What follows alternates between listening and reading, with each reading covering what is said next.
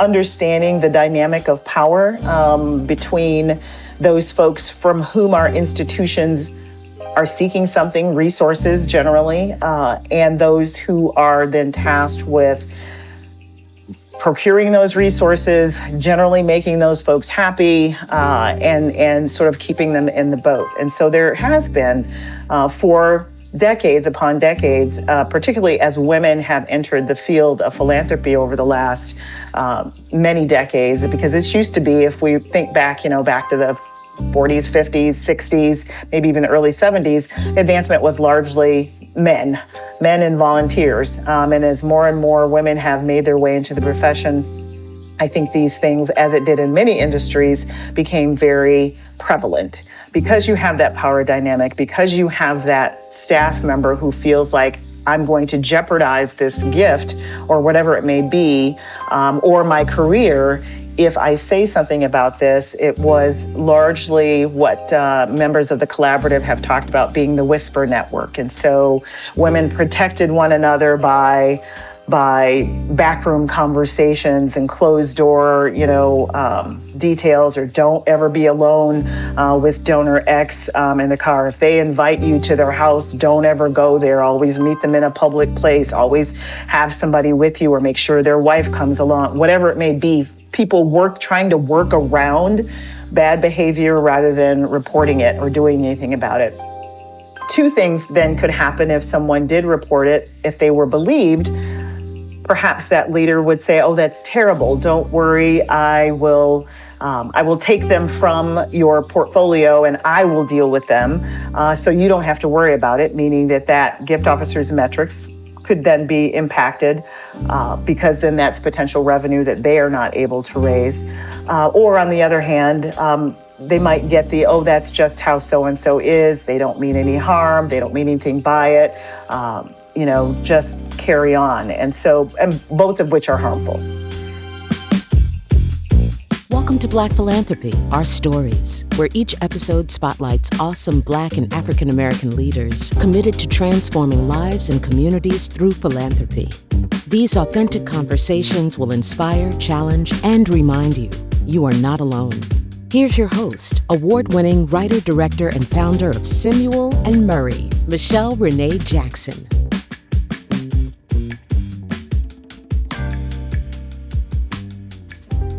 I am so grateful today to be on Black Philanthropy, Our Stories. I always want to thank our listeners for taking the time to be with us today. We never take your time lightly that you would be with us. And I know our next guest, Karen Isble, does not also take your time lightly today. And so we're excited to be able to connect both you and her together today. So Karen, we are so grateful to have you on Black Philanthropy, Our Stories. Thank you for being a part of our community. Thank you for being a leader in this space of philanthropy. We're excited to get to know you. We're excited to get to know more about your collaborative that you're working on. Absolutely. Thank you so much for the invitation to be here today. I really appreciate it. As you mentioned, I'm Karen Isble. I am currently serving as the Vice President of College Advancement at Kalamazoo College, which is a very small liberal arts college in Southwest Michigan. I know a lot of folks say Kalamazoo. I didn't know that was a real place, but we are here. It's not just a song from the 30s or 40s or whenever that song came out. And I started my career sort of, as many folks do, very long and winding path, but I have a career of about 20 plus years in higher ed, fundraising and philanthropy, but I started my career in arts administration and arts philanthropy many, many moons ago. I was once an aspiring opera singer who decided she wanted a regular paycheck and moved into arts administration many decades ago, and through many twists and turns have found myself to where I am today. Opera singer, what voice? Soprano, alto? Soprano. Soprano, okay. How long was that your trajectory? Through the end of college and through grad school, I have 2 music degrees, one of them in voice performance, my master's degree. And then I moved to Chicago after graduation and did auditions for a number of years, for maybe about 4 or 5 years before I finally threw in the towel. There were so many talented performers out there. And so you over time start to calibrate where you believe your own talent is. And as I said, I also did not have family bankrolling me at that time to make up the difference between what small salary I was making. And that would have allowed me to perform more, and just realized I needed something a little more steady. Do you still sing? I do. I do a lot of choral singing, and I have for the past 20 plus years. And so it is my refuge when I need a break. In fact, I've got choir rehearsal tonight. Can you help us understand what your entry point was into philanthropy? My first fundraising job was when I was working in Chicago, after I started to throw in the towel on the opera career. And I was working as the corporate and foundation relations manager for the Goodman Theater in Chicago. After about a year of that, I actually jumped ship and went over to the Chicago Symphony Orchestra, and I was there for 4 years. And I started my career in prospect research. That was my first sort of long time gig in the philanthropy industry, and became very active during that time in professional associations around prospect research. At the time when I started, I knew very little about it, and this was in the 80s. The early 90s. And I thought it was this very strange job doing prospect research because my family, they even teased me. They said, "What are you, in the CIA or something?" And so the first time I went to an APRA conference, which is the professional fundraising group for folks in prospect development, I was amazed. I think it was Pittsburgh was the first time, and there were 800 people there from all over the country who did the same job that I did.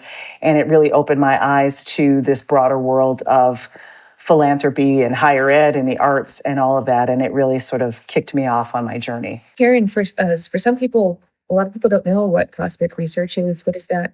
So prospect research is a part of a fundraising shop if you are fortunate to be able to have those resources or outsource those resources, where it helps a major gifts program in particular focus in on those prospective donors who are most likely and most inclined to give and have the wealth capacity to meet the needs of the organization. So it's about using publicly available resources to understand better what someone's wealth picture looks like. That will then help the gift officers understand what that person's interest in your organization might be, and can help then craft a cultivation and solicitation strategy for that individual. And over the years, it has come and gone from fashion. It's still a very important part of a fundraising program. I was really fortunate that the Chicago Symphony, which was in the midst of a major campaign, had that function as part of their program, because major gifts fundraising is probably the most expensive way that an organization can raise funds with that one-on-one interaction. So ensuring that the gift officers are actually spending their time with the folks who are most likely to give and most inclined to give, and can leverage the maximum amount of wealth towards that gift is really crucially important in terms of efficiency. What was your experience like in prospect research? At the time, I didn't become more of an extrovert or any extrovert. Well, I'm somewhere in the middle there. And I just love that aspect of, I got to, back in the day, before all the electronic resources were available, I got to spend afternoons at the library going through microfiche of old newspapers and looking through court records of estate documents and family trees and all of that. And I really loved digging deep and knowing all of that. I eventually moved into that space in higher ed after about a 7-year hiatus working in pure arts administration when I moved back to Michigan. And the field had expanded rapidly, and the tools and the resources, I kind of had to relearn it all over again, and it had become much more sophisticated. I wanted to ask you what that transition was like between being a prospect researcher, loving it, being in the library, looking at family trees, to then making that leap into now actually being an on-the-ground fundraiser. I think one of the things that happens is that folks don't realize that what happens with a good prospect researcher, one who is truly interested in the mission of the organization and is doing their best to see all of the possible angles of how someone might be connected to an institution. Those folks are really learning the institution at a very high level. They have a very broad understanding of what makes an organization tick, what all of its special programs are that someone might be attracted to. When I reemerged from my arts administration role, where I had to come out of my shell a little bit, and so I spent 7 years at the Chamber Music Society of Detroit, really working more on the front lines of donor and patron engagement. And so when I moved back into prospect development at the University of Michigan, about 7 years later, and realized how differently the field had grown, one of the things that I did with the team there was to talk to them in a way that helped them understand you as prospect development professionals need to think about your gift officers the way the gift officers think about our donors. You have information, you have something that you want to convey to them, you want in order to assist them, but they don't necessarily always see that. So how can you build a relationship with your gift officers so that you become a valued partner, a trusted partner who is talking about strategy and not just being a reference desk for pushing profiles across the desk? And that was a big transformation sort of in the industry and the way researchers thought about themselves and the way they were thought about in the industry, because they did become much more strategic partners and thought leaders in the space. And so that experience, really where I was the front man for that prospect development team with our vice president, with all of our AVPs, and with the gift officers, to basically sell them on why they should be partnering with us, especially as the technology grew and there were, data analytics came on the scene. We finally got to a place at Michigan where, gift officers who were previously like, yeah, just give me my profile. I don't need to meet. I don't need to sit down and look at my portfolio. We're saying, hey, let me be your guinea pig with that new thing you guys are trying. And it was incredibly powerful for that team to see that transformation over the course of time. And that team still remains one of the most amazing prospect development shops, I think, in the country. And I've seen those folks go on to bigger and better opportunities. One of the things that happened while I was at Michigan, over time, my portfolio expanded to include all of advancement services. One of the things that I saw happen was that there was a ceiling. There was a point at which I became an assistant vice president overseeing all of the fundraising operations, and the vice president really valued me in that role. And I was starting to have higher sights for myself, and it was difficult for him to see beyond that. And he couldn't quite understand, well, why would you want to go start talking to donors? And I was like, well, because I know these people now, in some cases better than some of the gift officers, at least on paper. And I wanted to be more involved with that frontline work. And that was a really hard thing. And I ultimately realized that if I was going to make a move like that and expand my horizons, I was probably going to have to leave that organization and try something new. What was your first official frontline fundraising, interfacing with donors, soliciting gifts? What was that first job like? So this will be an interesting, and I've had this conversation with folks before, but the first major gift I raised was actually while I was at Michigan. They let me start to dabble a little bit, and I closed a $100,000 gift from a donor that he was kind of mad at a lot of folks on campus, and they were like, well, he's mad at everybody else. You get in there and see if, and so closing that gift for a special project was very exciting, and it just sort of gave me a taste for more. I also at the time had a colleague who was also who had come up out of prospect development and had gotten her first vice president for advancement job at Occidental College. And I called her, I'd known her professionally. I said, oh my God, tell me how you did that. Because we typically have not had portfolios. And so she gave me a lot of pointers and kept in touch over the years. But I decided to make somewhat lateral leap. When I left Michigan, I decided to become a campaign director. I had really enjoyed a lot of the campaign prep work that I had done at Michigan, and I wanted to lead that effort. And a lot of that effort is not frontline facing, some of it is. But I thought that would be a natural bridge that would tap the skills that I had developed along with starting to inch my way closer to the front line. And so I was at UC Irvine as their Associate Vice Chancellor and Campaign Director and helped them launch their $2 billion campaign, which I read just recently finished last month. And so kudos to them. But we got to the end of that cycle. The campaign launched, COVID hit, and everything kind of had a wet blanket. And I said to my vice chancellor that I was ready to get in the trenches with the rest of the gift officers now that all of that operational planning and strategic visioning was completed. And instead, he said, well, actually, you know what? We need some help over in the operations area. Could you help there? At which point I was like, no, I told you when I got here where I wanted to go. And so a lot of things happened during that first year of COVID. And I ended up getting a call from that same friend who had been that first one that I had known who had made the leap from prospect research to vice president. And she said, I just put your name in the hat for this job at Kalamazoo College. I worked with that president there when he was a provost elsewhere. And so they're going to call you. And I was like, wait, what? So, and up to that point, really still had no significant major gifts portfolio in my pocket. And so I had that first conversation. They said, let's just have a conversation with the president. He just wants to get to know you. We talked for about 30 minutes, and I was immediately drawn in and knew that I was going to apply for the position. What he taught me during that interview process has stuck with me and will stick with me forever. Because I had this sense, I'd even heard from headhunters, you are not ready for that journey because you haven't been a major gift officer. And I was like, but I've done literally everything else.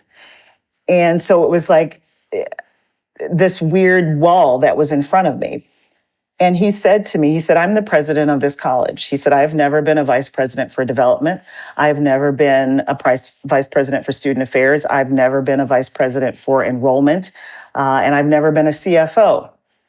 Somehow they still made me president. He had been a faculty member who became a provost. And he said, there's no way you could possibly do all of those jobs and have to have done them in order to be a college president. So why would I assume that you coming into a role like this will have done every single job across an advancement division? And what he said was, that's what you hire a talented team for. He said, there's a talented team here. I know that you'll build on it. And I can just talk to you and know that you are great at developing a relationship with folks. And this was all virtually, by the way, because it was 2020 and everything was happening online. And he said, I know that you can raise major gifts. And I know that you understand strategy, operations, how to make a whole operation operate. And that's what I'm looking for. And that was really powerful and allowed me to think differently about my experience and not think of myself as coming in with a deficit. What was the lesson there? You said that he taught you something. What did you learn from that?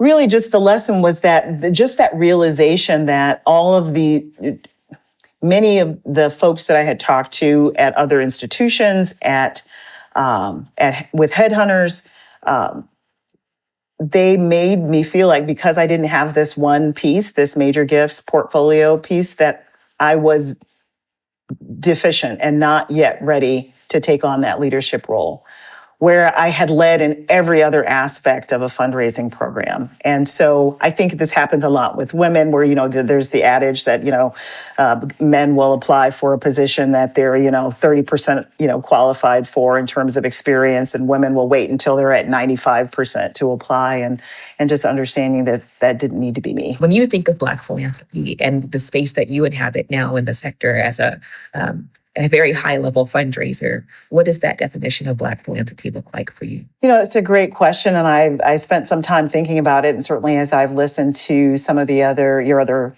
guests on your podcast, I have never really approached, for better or for worse, my thinking in this space about my coming at this role as a Black woman. I am a Black woman. It's, that's not anything that's not apparent to anyone who meets me. Although I will say this hair didn't come till after COVID. I was too afraid to do this. I was relaxing. Yeah. So being willing to be this in this space took me 50 plus years to be comfortable with my natural hair. And I know that there are a lot of folks who are on that similar journey over the past 5 or 6 years. But I always think of myself as an opera singer first, who happens to be Black, or a philanthropy professional who happens to be Black. And so I have, whether knowingly or unknowingly, I don't know how folks have, I tend to not pay attention to how folks are reacting on the other end. I just come in as me and take it or leave it. And so because I have always just kind of maybe bull in a china shop, kind of walked into spaces that way as if I belong there. And I know, I will tell you this, that my Harvard degree helps me with that. I definitely, I know this to be true because I know people look at me differently when they hear where I went to school, and maybe that has provided me some buffer over the course of my career. But when I think about Black philanthropy, it is mostly about, I would think of it in the context of working with Black folks who are being philanthropic, more so than myself as a fundraiser or a fundraising professional who happens to be Black. When you think about this work of fundraising and being in the sector of philanthropy, it's hard work. It's really hard work.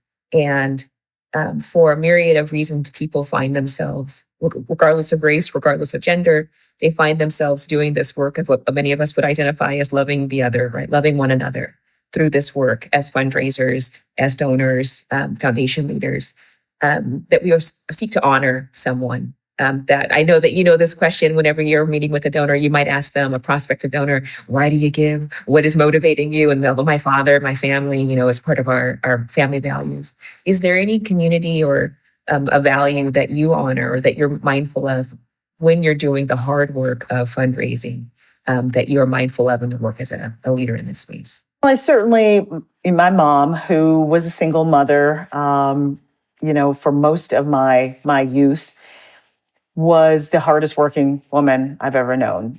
Just the fact that she sacrificed what she did so that I could go to Harvard for my undergrad degree was really transformational. And I, of course, in the way that most 17, 18-year-olds do, didn't fully recognize that at the time. My mom passed away in 2020, and I know that there was not a day along my career journey that she wasn't incredibly proud.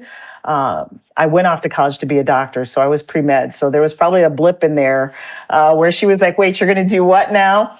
But even so, when I called her at the end of my sophomore year of college to say, I don't think I want to be a doctor anymore. I had been 2 years pre-med. I want to be a music major. The first thing she says, well, I saw that coming. And I was like, you did? I've been agonizing over it for 6 months. I wish you had said something. And she said, well, you had to arrive at that decision, on your own. And so the fact that she had that grace and that knowledge of me and was proud of me, regardless of what my career journey ended up being, was amazing. And when I became a vice president, she did live long enough to see me reach this milestone in my career.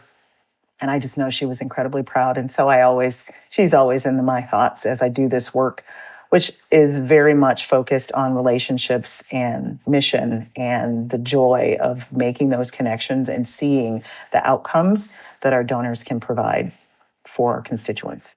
When you think long-term, 5 years from now, 10 years from now, or even a shorter timeline from that, what is your dream for philanthropy, for fundraising? What do you seek for it to ultimately do?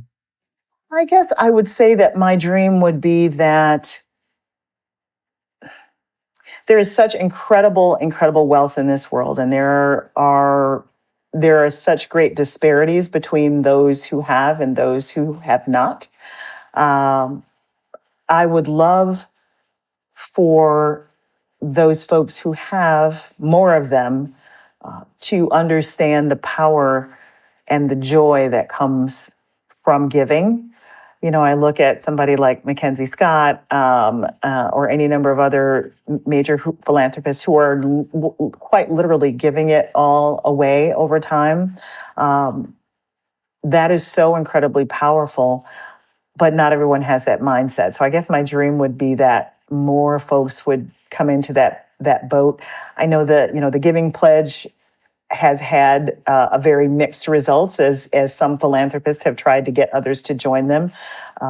But I would just love to see something like that expand, because when you look at what the folks who have the very most have and how little of it they are willing to give to causes that could really make a difference in the world, it's sometimes a little heartbreaking. What do you want your legacy to be in this process? It's interesting. I'm not sure I ever think about legacy in that way for myself. I'm always talking to others about their legacy.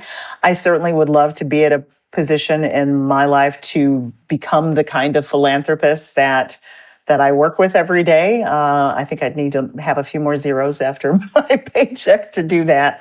But to be able to continue to spread the mission of whatever organization. Right now, it's this beautiful, small liberal arts college in Southwest Michigan, to make sure that every alum, every community member sees a way that they can have a foothold here and help this organization last for the next 100 years. We're coming up on our bicentennial. And so just whatever connections that I can make, whatever threads I can weave that create permanence for those relationships, that would be my legacy. Another reason why I was excited to talk with you is some of the work that you do to helping protect frontline workers. Karen is one of the leaders in a collaborative called the Collaborative for Respectful Workplaces in Higher Education and Advancement. And I just want to give listeners just a context of why I felt that this was really important for us to have a larger conversation, which is to say, when I was a development officer at a very large institution, I can recall going to a retirement party for one of the foundation presidents. This was a woman, the retirement party was for a woman who was the kind of foundation president for this fundraising institution whose reputation and her presence preceded her. She was a woman that could induce fear in your heart because of the kind of grace and presence and authority that she brought as a fundraiser. She was, magnificent woman, raised so much money, of course. So she was at she was having her retirement party. I was, of course, invited with all the other major gifts officers, but all the other donors in the institution. Remember her in her beautiful dress. She was probably in her late 60s. And I just remember how she worked this room. And I had always looked up to her as a major gifts officer because she was this woman that was larger than life. And I can recall when she was, as any fundraiser would do, schmoozing and working the room and, tapping on the shoulders of all of her previous donors.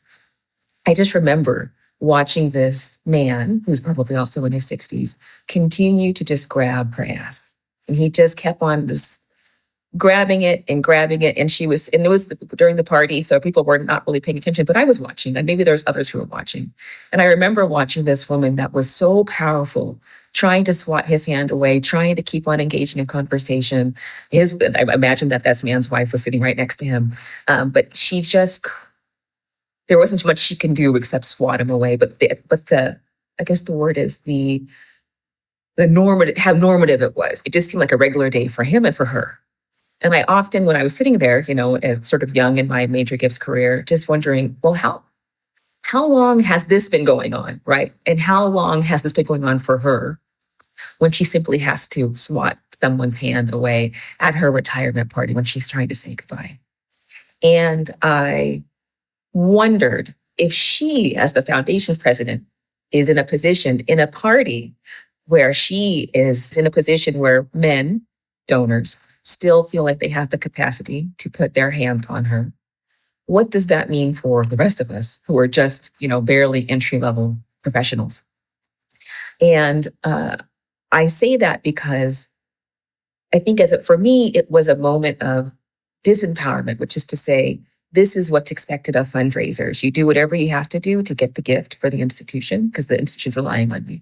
So when I learned about the work that you were doing, I had to read it again, at the Collaborative for Respectful Workplaces in Higher Education Advancement, I thought that it was worthy of having a larger conversation about why this work is even important and the kind of work your collaborative is doing. So I say all that as an entry point into Karen. Can you let us know a little bit about what the collaborative does? So thank you. And thank you for sharing that story. I wish I could say I was shocked that I hadn't heard anything like that before, but certainly having been a part of this collaborative now for the past 6 years or so, there are a few stories that shock me anymore. So as you mentioned, the Collaborative for Respectful Workplaces in Higher Ed Advancement, which we are going to call CRW for the rest of this conversation to make our lives a little bit easier, is a group that came about very organically about 7 or 8 years ago, to advance safety and respect across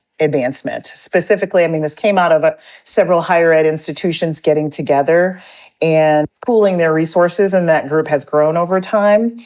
But of course, any of the work that we have done together would be applicable to any advancement or fundraising situation. The mission of the group has a focus on helping folks create those boundaries for all frontline positions. So that could be frontline, major gift officers. That could be alumni relations professionals in the higher ed space. That could be event planners who, I have a story, sadly, when I was at one of my institutions, that sort of ended up at the pinnacle of what can go wrong with an organization if they don't take this seriously, is that they get sued because a volunteer was harassing an event staffer repeatedly for years. And she had finally had enough. And the next thing we knew about it, there was a press conference on the news. And so really thinking about that whole constituency of folks who find themselves potentially in some of these vulnerable positions, understanding the dynamic of power between those folks from whom our institutions are seeking something, resources generally, and those who are then tasked with procuring those resources, generally making those folks happy, and sort of keeping them in the boat. And so there has been, for decades upon decades, particularly as women have entered the field of philanthropy over the last many decades, because this used to be, if we think back, back to the 40s, 50s, 60s, maybe even the early 70s, advancement was largely men and volunteers. And as more and more women have made their way into the profession, I think these things, as it did in many industries, became very prevalent because you have that power dynamic, because you have that staff member who feels like, I'm going to jeopardize this gift or whatever it may be, or my career, if I say something about this. It was largely what members of the collaborative have talked about being the whisper network. And so women protected one another by backroom conversations and closed door, details, or don't ever be alone with donor X in the car. If they invite you to their house, don't ever go there. Always meet them in a public place. Always have somebody with you, or make sure their wife comes along, whatever it may be. People trying to work around bad behavior rather than reporting it or doing anything about it.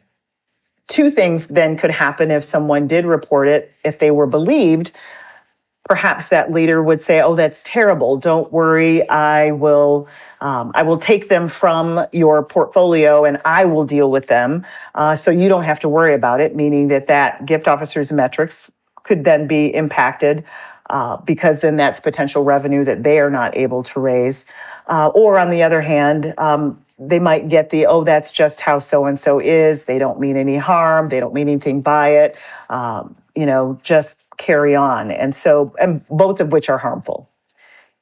One of the things that the collaborative, as all of these stories started bubbling up from institution to institution, and I'll give you a little bit of background. It started originally back in 2017, which was the height of the Me Too movement. I think a lot of industries were starting to pay attention to these bad actors in their various spaces. And so folks started talking. And they started talking a little bit more openly. The crux of this started both at two universities at the same time. University of Michigan and University of Oregon were having these internal conversations like, how do we address this in this larger context of the Me Too movement? And some of the talent management professionals from those institutions reached out to say, hey, what do you guys do? Here's what's bubbling up here. And they started a conversation that fast forward 2018, 2019, they started pulling in some other, largely starting with talent management professionals, but then pulling in some folks who were major gift officers. I got pulled in at the time when I was at UC Irvine in my associate vice chancellor role, where I did have a gift officer team that I was managing. And so the conversations just took off from there. And they've done a number of things over the years, and folks have come and gone. And we'll talk a little bit about how it has changed within our current times in our current administration and the attacks on DEI, because a lot of this work has sort of rolled under the umbrella of equity and inclusion. And so some schools who are feeling vulnerable in those spaces have had to step back from the collaborative because their administrations are not open to the dialogue. I think there was a period from about 2019 to 2022 or so where we felt like, I think, making a lot of headway, and we were talking to vice presidents, we were talking to presidents. Some of us were talking to our boards. I had a great conversation with my board of trustees here at the college on this topic. And things have contracted a little bit. Things haven't changed. I mean, the work is still necessary and needed, but some schools are having to sort of bring that work back into the shadows, which is frustrating. But right now it's a group of about 20 schools that are a part of the collaborative. Since those meetings, we meet twice a year, usually one virtually, a virtual conference in the fall and an in-person meeting in the spring. We bring in experts, folks who are, expert lawyers on sexual harassment, folks who we had a great presentation by some researchers at Ohio State who were studying, doing this sort of longitudinal study around effects of harassment within the advancement space, and getting lots and lots of testimonials and stories. We have been hosting, convening vice presidents of some of the larger institutions, starting to try to find conference spaces where we can go and have these conversations. And they usually end up being a sort of great opportunities for folks to share. And again, more and more stories that you kind of shake your head and go, how could these things be happening in the shadows and we're not talking about it? We have drafted a strategic plan that is focused on how we want to continue to carry this message forward and spread the word. We're at a little bit of an inflection point right now because we want to grow bigger than we are, but this has all been very homegrown and run by the folks in the collaborative. So we're trying to figure out how we make some of what we've learned over the past 5 years more accessible. We've developed a train the trainer curriculum so that those folks could go back to their institutions and do two things. Tools to talk to leadership about how to address this within their own organizations and help them come to that inflection point of, are we in or are we out? If we've got a bad actor, are we willing to walk away from a gift? And that really is what it comes down to. Are we willing to sever the relationship because someone is mistreating or harassing our employees? Not surprisingly, the conversations after 2020 also pivoted to include not only sexual harassment, but harassing behaviors because of other identity factors like race or sexual orientation. And hearing some of those stories and how folks have been treated because of those things have also sort of entered the mix. And so our scope has expanded a little bit. We've also created some tools, some draft tools for institutions to assess how ready are we to deal with this. If a gift officer came to me as a vice president today and said, this is what's happened, how am I equipped to respond to it? And so a couple of things have had to happen there I'll just speak for my own institution, starting with the top, me sitting down and having a conversation with my president to say, I'm a part of this collaborative. Here's what we're working on.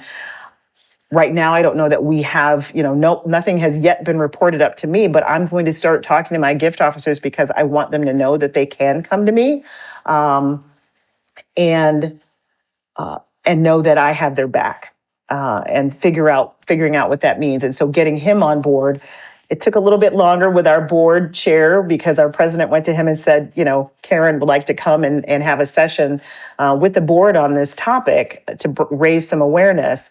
And he kept putting it off and kept putting it off. And then finally, about 3 years ago, I sat down at our winter board meeting and did a session in conjunction with our Title IX officer with some examples of stories. In fact, we did have one story here on campus where a donor very brazenly was on a video call with one of our attractive young women gift officers, and her vice president, or my associate vice president, who is her boss.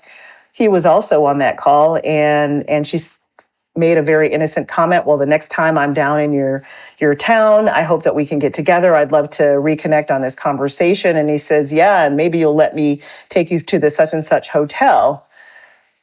And she kind of stopped, and my AVP, who is also a part of this collaborative with me, said, yes, I hear they have a great restaurant. And then he ended and said, and now it's time to wrap up this call. And he immediately went in with that gift officer and was like, are you okay? She was a little flustered. She was like, I didn't even know what to say to such a, very bold and not even masked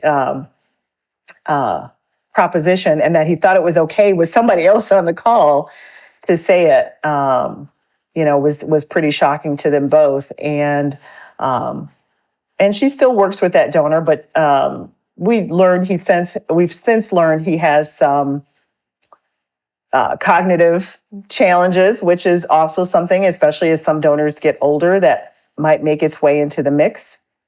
But she has very strict rules about how and when she will engage with him. And it's mostly virtual. So some of those things, just being able to have those conversations honestly within an organization and letting our board know in that conversation. And I said, I don't know of anything now, but I will just be honest with you. This could be your golf buddy. This could be someone you've known for years around the board table. And you might think, oh, so-and-so would never do that. But if someone on my team comes to me and tells me that this has happened, I'm going to believe them. And I need to know how you are going to let me respond. And so our board chair at that time, after that session, said I was an idiot for putting you off for so long because, of course, I would imagine that this must happen. I work with wealthy people. I've worked with wealthy people my whole career, but I just never put those two things together to understand that folks might abuse that power by taking advantage of a situation where they feel they have the upper hand with a staff person. Does the collaborative provide any sort of tools that frontline workers can use so that they can create boundaries for themselves? The collaborative has worked on a number of tools and resources. The problem is right now they are largely confined to member institutions of the collaborative. As I mentioned earlier, we're at this bit of an inflection point where we're trying to figure out how we expand our reach, knowing that this is not anybody's day job. This is what we're all doing sort of in our quote unquote free professional time. And so we're trying to figure that out. I feel like, and this was a point of conversation, we just had a meeting last week where I feel like it's just, we haven't reached enough people yet, because I told them, for instance, that I was going to be having this conversation with you today and we were going to be talking about it. And the fact that when I mentioned it to you earlier this year, you didn't know that such a thing existed, I thought, this is the problem, is figuring out how we get more of our materials out is our big challenge right now. So there are tools, there are resources, there are tools also for managers. If someone comes to me and says, oh my gosh, this happened, how do you as a manager, support that staff member and make sure they're safe, and understand what harm may have happened to them and that they have the resources that they need. And also, then how do we as an institution respond? Is that me as a manager reaching out to that individual and asking the gift officer or professional what they want to happen, which I think often gets missed in that. We just kind of shoo them away into a corner and say, I'm going to let you be victim over here, but you don't get any agency in how this is handled. And they may have their own thoughts. And so making sure that we're taking that into consideration as well. For the institutions who are reluctant to engage with this kind of work, we know that part of that can be, as you've said, addressed to our current administration's perspective on DEI and inclusion and fairness. But outside of that, what seems to be the through line of where an institution is reluctant to get involved in this kind of work? Probably the most obvious is that the individual at the other end of that has resources that institution is reliant upon. And so they are loath to see that walk away and perhaps go to another institution, which is the power that, of course, someone who's a bad actor could wield unless we are all collectively saying the same thing. Bad actor here, bad actor there. We are both going to say, no, thank you. We've got a long way to go before we get there.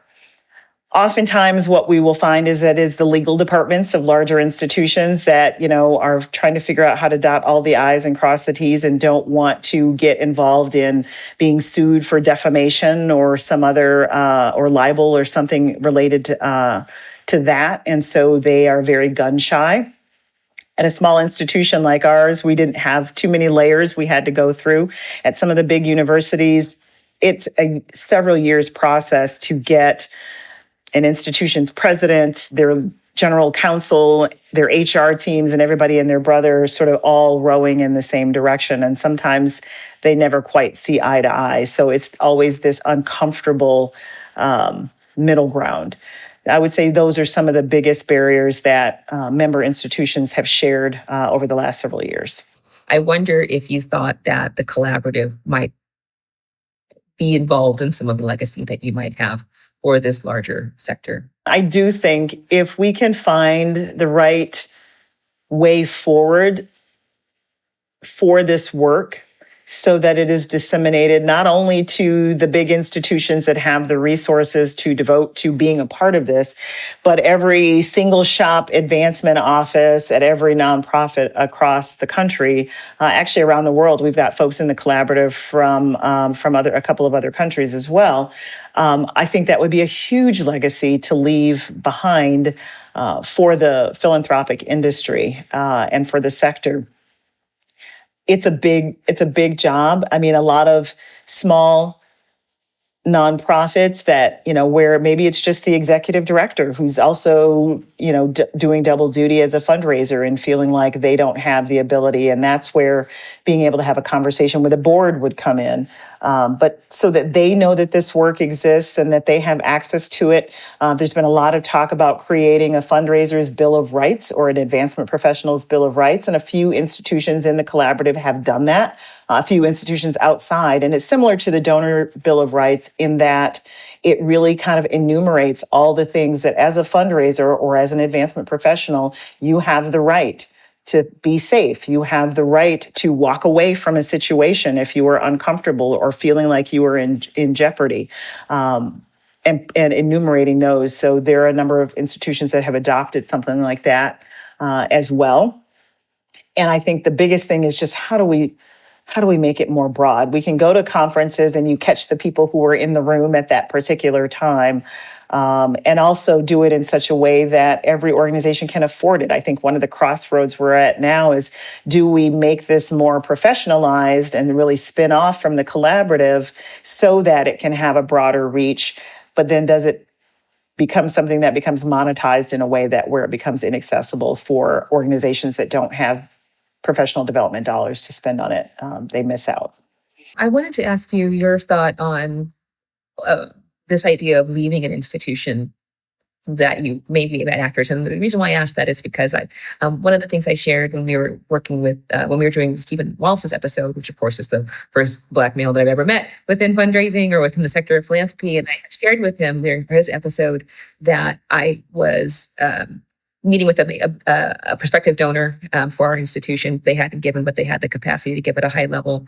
And during that meeting with the donor, a prospective donor, she had used the word nigger more than once, right? So you're just sort of shell-shocked. And I remember going to my ED to share with him what was happening, thinking that he would, save me from this situation. And I remember how much he just sort of bumbled and shrugged his shoulders and was like all the things that you already said, just stay away from her at the gala. And, I don't know. People, that's what people, just lost. Both of us just lost, and me looking to guidance for this man for help, knowing that I'm the only person in this institution that's expected to raise major gifts. I shared that with Stephen, and Stephen was like, why would you stay there? Why would you stay in this institution? Leave. I would have told you to leave had you come to me, Michelle, at that time. But of course, for so many of us, and again, I'll say this in a Black body, in a female body, for someone who went to Harvard, for someone who came from being broke a lot of my life, a lot of my adult life, having a 6-figure job is not something that I was really considering jeopardizing on behalf of this lady. So then I felt stuck to just, okay, I'm not going to talk to this woman at the gala. So I say all of that because I wonder, given all the stories that you have, given how you recognize that this is systematic and institutionalized in many ways across the sector, does it sound like to you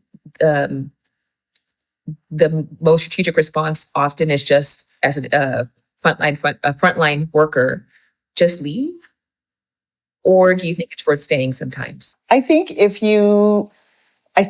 every institution ultimately can get access to the tools to at least have this conversation, if they're interested in it, they may bumble, they may stumble, but if they can find their way forward, I think it's worth staying. If you bring it up and these tools are available and they're like, yeah, not interested, we got better things to do, not my problem, that sounds like a you, not a me problem, then yeah, there's no reason to stay, because that is not an institution that is interested in changing or growing or evolving.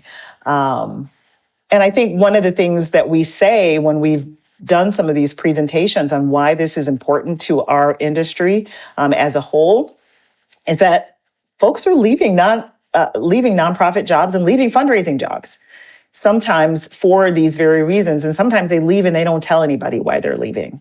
And so if we can create an environment where they know that they are going to be supported and respected and safe, both emotionally and physically, by their institutions, then they're more likely to stay and be productive and raise hundreds of thousands of millions of dollars for those institutions. So why would an institution jeopardize that resource that once you get it trained up and develop the relationships, having it walk out the door means you're losing money and you got to start all over with somebody new. There's a monetary aspect to why this is important as well. It's not just so we all feel good about it. If an institution is solely relying on one big donor, that is problematic as far as a fundraising model is concerned, right? That if one person can hold an institution hostage by their bad behavior, or their good behavior, right? It just takes, the way the wind blows for them to find something else. It just sounds like there's a larger problem of you don't have a robust enough fundraising strategy that allows for 1 or 2 or 3 people to walk away, that you're still not going to be okay. So a bigger question about how are you guys even keeping this shop open and running? It is very much a gray area for most institutions because there are very few absolutes in anything that we do in the world. But I also think it's very easy for an institution to say we can deal with losing that $100,000 donor or that $250,000 donor. But if it were to happen with our $20 million or our $50 million donor, it would probably be a different conversation. And then because there's also the opportunity, depending on what the response for the organization is, for remediation. Can a conversation be had with the right individual at that institution to see if that donor's or volunteer's behavior is correctable? and to at least put them on notice. And so that's one way to approach it as well, which is there are any number of scenarios of how the outcome of somebody reporting this bad behavior could go for an institution. And that is one path as well. I think in today's cancel culture, they're like, cut them off immediately. They're like, wait a minute, is it worth at least having a conversation with this person and pointing out their bad behavior and seeing what they say about it? Have you seen institutions give back the gifts? I know of one. I was presenting on a panel for the Case Higher Ed Summit, which is mostly vice presidents and associate vice presidents in the higher ed fundraising space. And a gentleman who used to be at University of Oregon is now at another institution. He had a bad actor of a donor, and he called him up and he said, this is not acceptable, and had a conversation to see if there was any remorse or willingness to change behavior, and there was not. And so they did send him his gift back.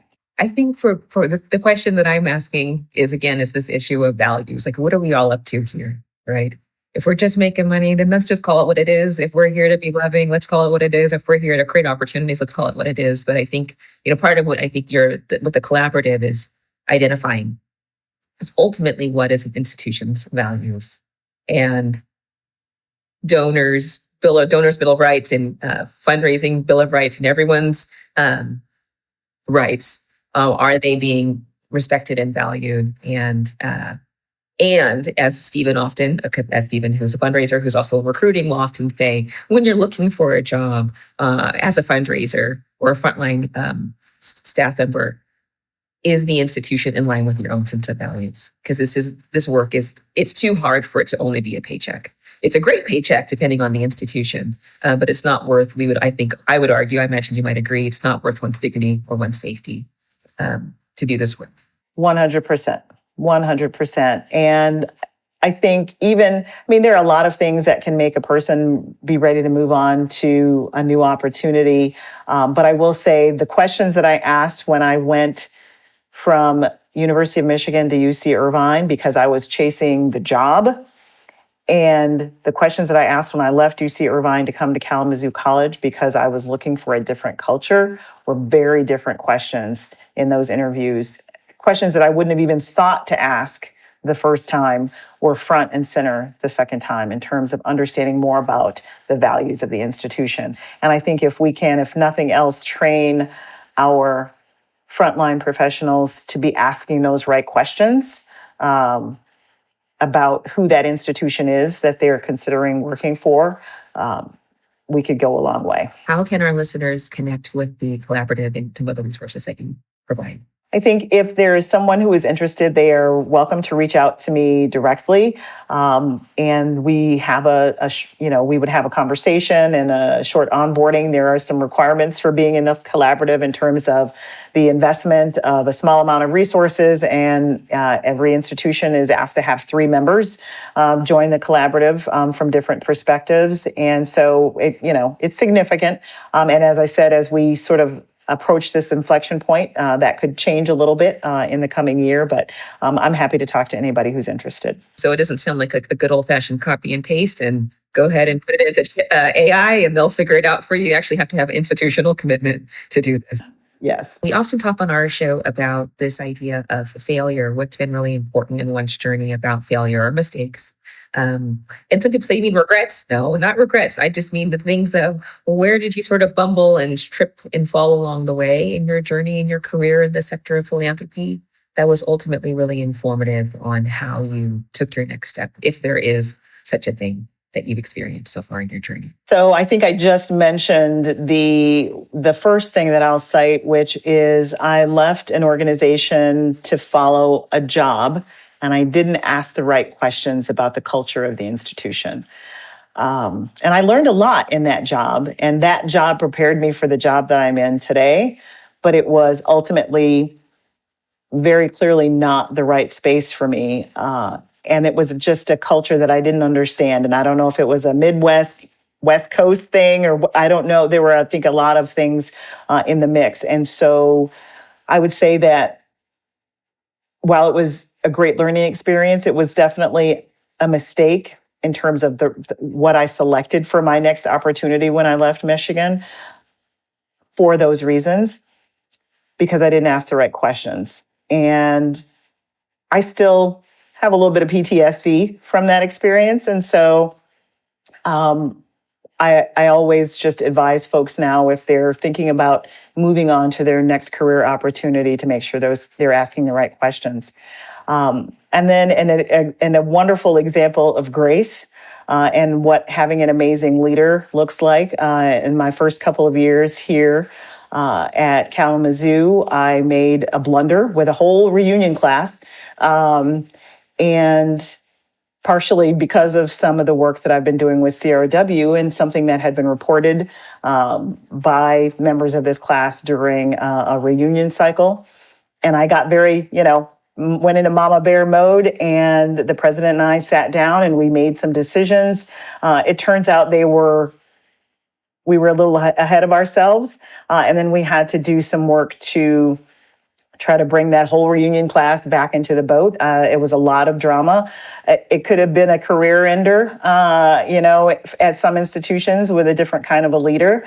My president had my back the entire way. He's like, we made this decision together. We will own it together, and we will walk it back together, and we'll move on and have learned from it. And that was really important to me and powerful, and just reminded me of how important as a leader it is to allow people to make mistakes and to move forward from them.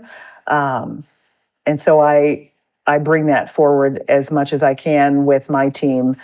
And I have reminded them, I told them, I've been very transparent. I was like, I stepped in it big time, 3 years ago with class of whatever. And there were people who walked away and said they would never give to the college again. Fortunately, they were small donors. But, and the rest have slowly come back in the boat, and they're like, yeah, okay, we've moved on. But it was, that was an important learning lesson for me, not only in, slow down and just be grateful for the grace of an amazing leader who's got your back. When you think about culture and the kind of, you're a VP now and you are generating culture, what is the kind of culture that is like your non-negotiables that you want to see in a fundraising space? Transparency, teamwork. There are a few things that drive me insane more than someone who is a lone wolf and doesn't know how to play in the sandbox, because we're all supposed to be, rowing in the same direction. And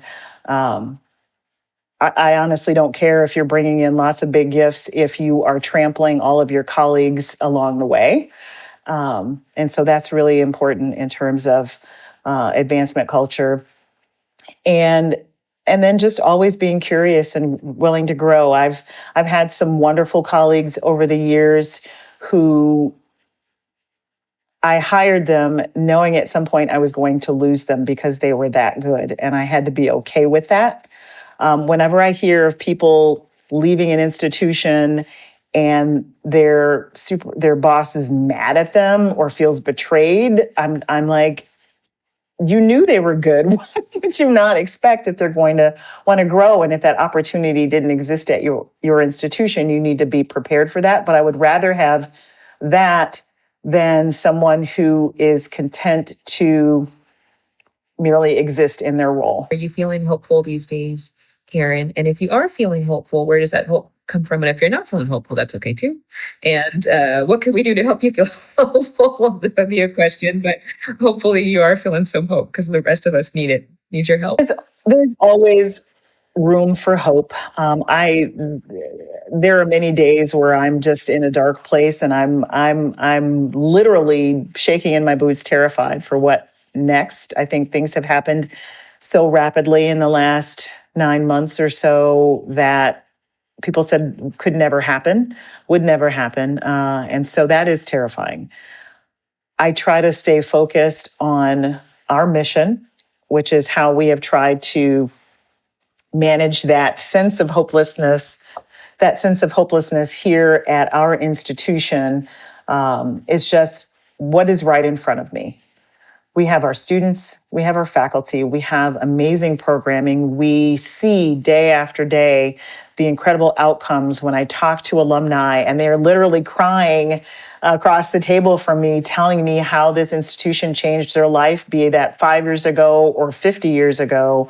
I know that there is hope as long as we can keep pushing our mission forward, and that coming to work every day is actually keeps me hopeful, even though we are in a very challenging environment right now. Karen, how can people stay in contact with you? Folks are welcome to reach out on LinkedIn anytime, or you can reach out to me via my email, which is my name, karen.isble@kzoo.edu. Karen, we are so grateful for you. Thank you for your leadership. Thank you for still singing out there. If there's a way that we can find you on Spotify or Apple to hear your music, we would love to do that. Nothing so glamorous as all that, I'm afraid. I only sing in groups these days and in my shower. So awesome. Well, if it would be wonderful to hear you sing one of these days. So if we can all come to one of your performances, we would love to do that, even with the choral. Thank you for being a part of this. Thank you for being on Black Philanthropy, Our Stories. We are proud of you. And as you said, I know your mother is proud of you, or you would say that your mother is proud of you. We can only assume that she must be very proud of you, but we're also proud of you as Black people, as women, as people of any industry and of any race, that we can look at you and see that you are also in a position of leadership to help transform how an institution treats its frontline workers is really important. And I'm so glad that you might consider that being part of the legacy that you lead through your journey. Thank you, Michelle, for having me today. I really appreciate the opportunity to share a little bit about my journey, as well as the collaborative and this work that we are doing. And I wish for you as well, as you continue your journey with this podcast series, because you've had some amazing folks. I feel very honored to be among them, and keep doing the work that you do. We're keeping at it. Thank you for being on our show. Thank you to our listeners. Thank you for trusting us. Thank you for trusting Karen and me with your time today. Maybe you're on a lunch break. Maybe you're in the gym. Maybe you're in your car right now. Maybe you're just like, I don't know what's going on right now in this world. A lot of us don't, but we do have each other. And so, Karen, thank you for being part of this community. Listeners, you know that we are here to support you. You are not alone in this work, particularly if you're a frontline worker, a fundraiser, a funder, any one of those folks. We're here to support you. And you matter and you count in this work. Thank you for being on Black Philanthropy, Our Stories today. Thank you, Karen, for being with us. Thank you, Michelle.